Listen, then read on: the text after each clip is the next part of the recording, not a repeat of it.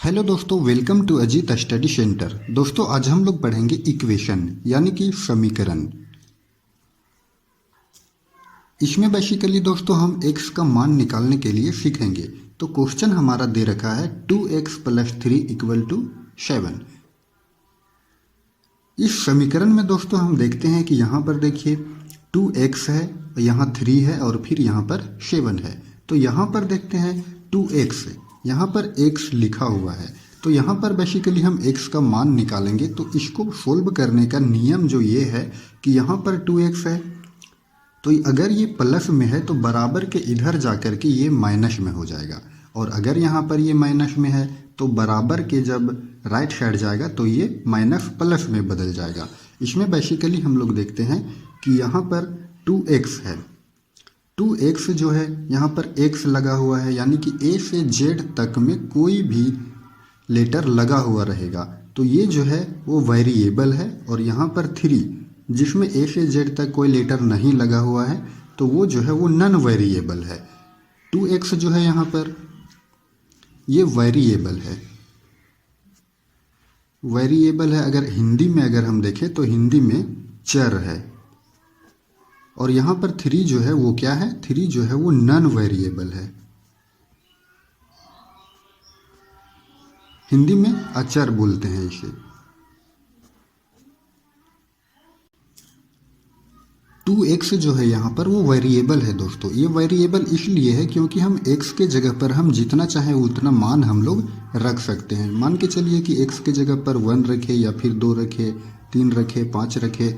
तो देखिए 2x है यानी कि 2x, x के जगह में अगर हम 1 रखेंगे, फिर x के जगह में अगर हम लोग 2 रखेंगे, फिर x के जगह में हम लोग 3 रखेंगे, फिर 5 रखेंगे, तब इसमें हम देखते हैं कि 2, 2 दूना 4, 2 तिया 6 और 2 बचे 10। इस तरह से हम देखते हैं कि 2x का जो मान है वो यहाँ पर बदलते जा रहा है। लेकिन यहाँ पर 3 जो है, 3 तो यहाँ पर कांस्टेंट है क्योंकि ये अचर है, इसका मान 3 का 3 ही रहेगा।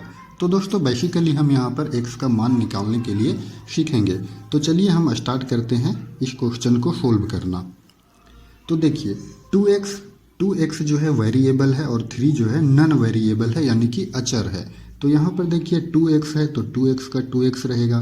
अब देखिए यहाँ पर बराबर 7 है तो ये बराबर 7।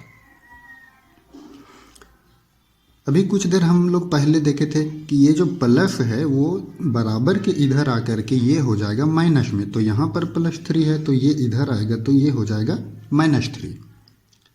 अब यहाँ पर देखिए 2x है तो 2x रहेगा इक्वल टू 7 में 3 जब माइनस हो जाएगा तो ये कितना बचेगा, 4 बच गया।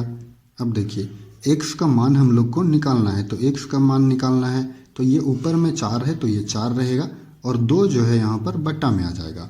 अब यहाँ पर देखिए यहाँ पर 4 और 2 दोनों सम संख्या है तो ये कट रहा है, 2 दूना 4, यानी कि x का जो मान निकल करके आया हम लोग का 2 आया, और यही 2 हमें का मेरा आंसर है। ये हमारा x का मान जो 2 आया है इसे हम प्रूव भी कर सकते हैं कि x का मान जो 2 आया है वो सही है या गलत है। तो चलिए हम लोग प्रूव करना भी सीख लेते हैं। 2x + 3 यहाँ पर देखते हैं ये क्या है, LHS। जो लेफ्ट साइड हो, बराबर के बायां साइड हो उसे कहते हैं LHS, और जो दाहिना साइड हो उसे कहते हैं RHS। तो हम लोग LHS को सोल्व करके RHS लाएंगे। तो चलिए देखते हैं LHS हमारा दिया हुआ है 2x + 3, 2x + 3। अब देखिए यहाँ पर x का मान हम लोग को 2 आया है तो यहाँ पर 2, यहाँ पर तो गुना छुपा हुआ है, और x का मान हमारा 2 आया है और फिर +3। सोल्व कर देंगे इसको, 2 दूना 4 और +3, यानी कि 4 और 3 को जोड़ देंगे तो ये आ जाएगा 7। ये जो 7 जो दिया गया है वो हमारा RHS में भी 7 है। तो इस तरह से हम देखते हैं कि ये हमारा 7 जो है वो RHS है।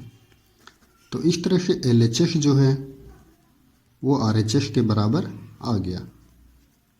इसलिए जो ये हमारा आंसर जो 2 आया है x का मान वो सही है।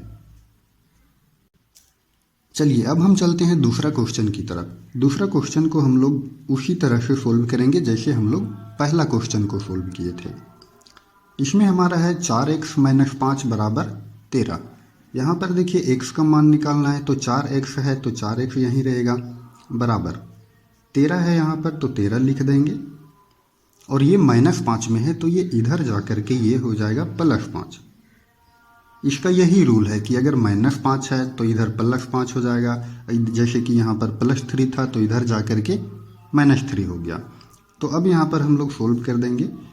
4x बराबर 13 और 5 प्लस कर देंगे तो ये हो जाएगा 18।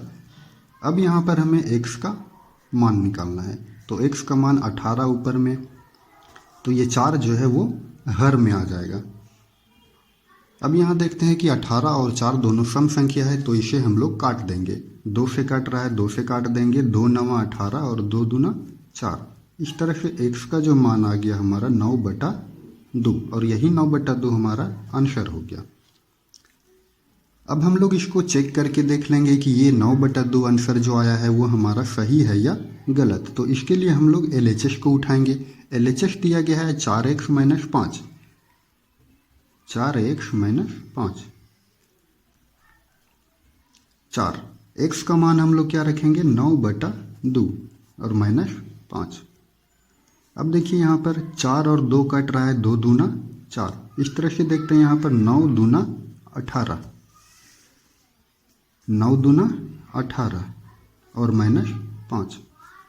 18 में 5 को जब हम माइनस करेंगे तो ये हो जाएगा 13, और ये जो 13 जो हमारा आया है वो RHS भी है, तो 13 यहाँ पर क्या निकला RHS। इस तरह से LHS को सोल्व करने पर RHS आ गया, यानी कि LHS जो है वो RHS के बराबर है।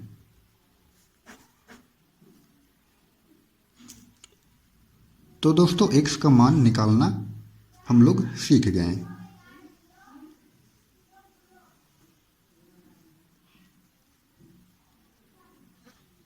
धन्यवाद।